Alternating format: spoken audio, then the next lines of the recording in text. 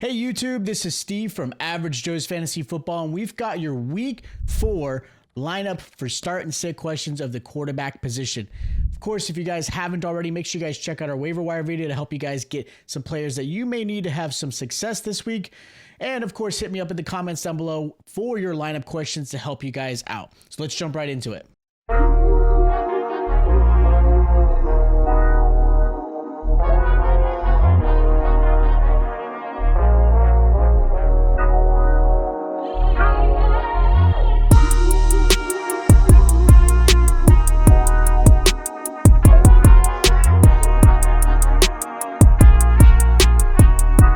Yes, week 4 of the NFL is here. So we've got a Thursday night game. We have 2 Monday night games again, and then we're getting ready to go into the bye week. So we've got some great games upcoming, great matchups, some fun games.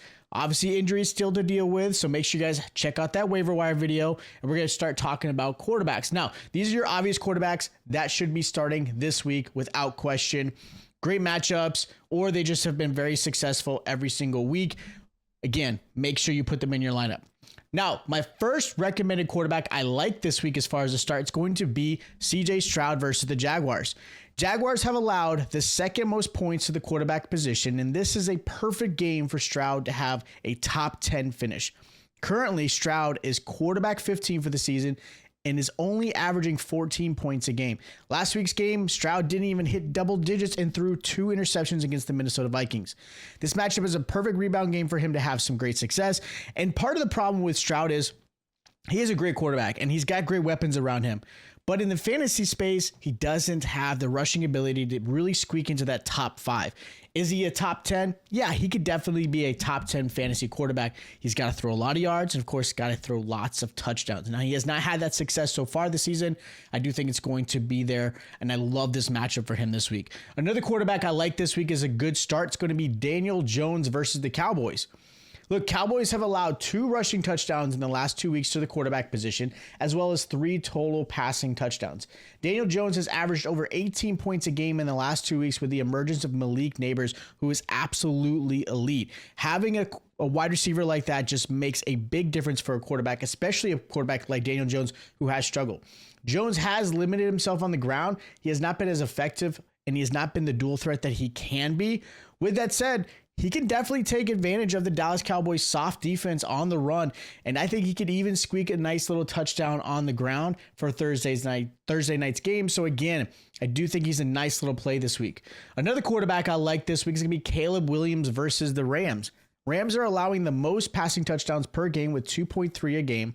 Caleb just had his best game so far this season, where he had over 360 yards passing, and he threw 2 touchdowns. Now, Caleb did throw 2 interceptions, so that's something he's obviously having an issue with, which obviously put him under 20 points in fantasy.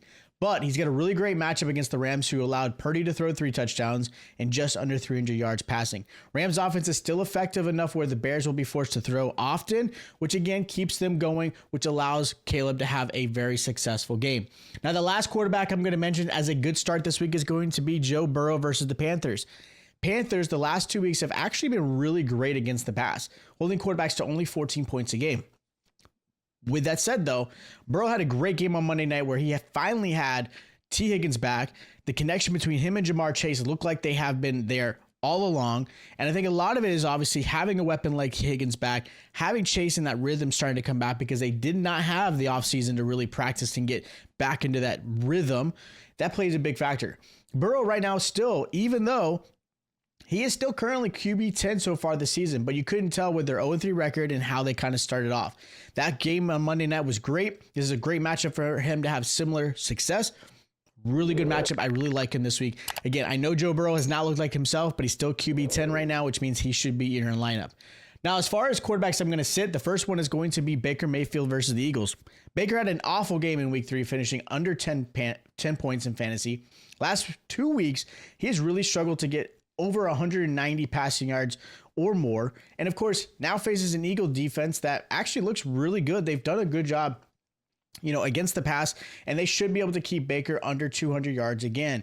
Defenses have done a great job shutting down Mike Evans and really forcing Baker to really throw to Godwin and even Auden.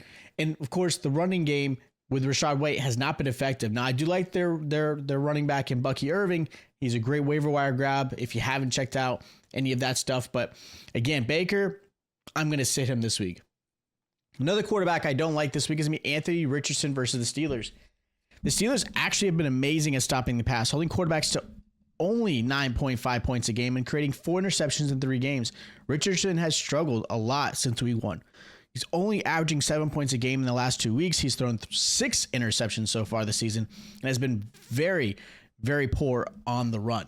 The one thing that Anthony Richardson had going for him was his ability to run the ball, and realistically, he has not been very effective, and he's not even trying to run. Maybe it's the offensive scheme or something, and they're just trying to like force him to just throw.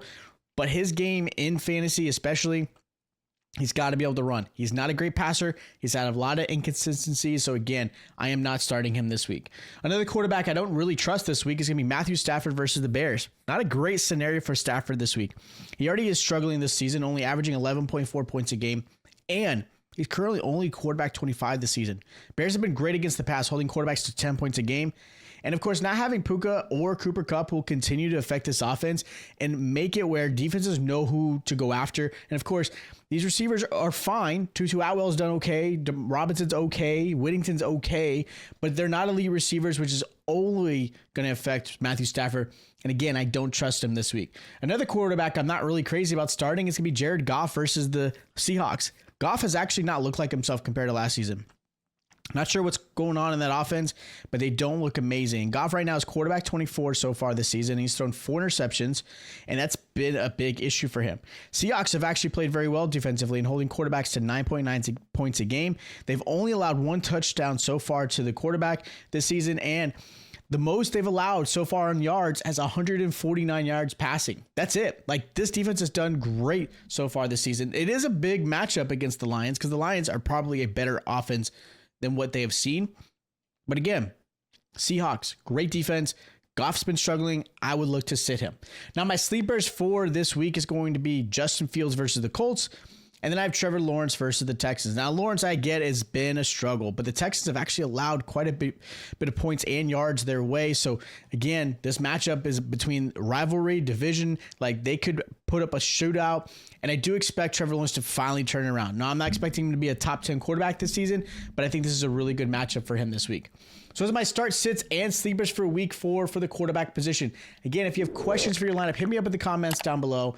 Make sure you check out all my other content I've got out there to help you guys out. Don't forget to hit the subscribe button, hit that like button, and I'll check you guys out next time.